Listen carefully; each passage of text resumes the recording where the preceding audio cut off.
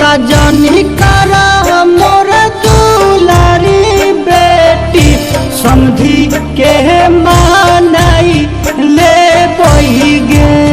चिंता जानी करा मोर दुलारी बेटी समझी के मानाई ले बही गे।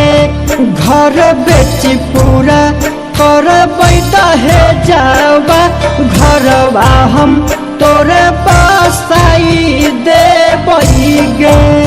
घर बेची पूरा कर बैठा है जावा घरवा हम तोरे पासाई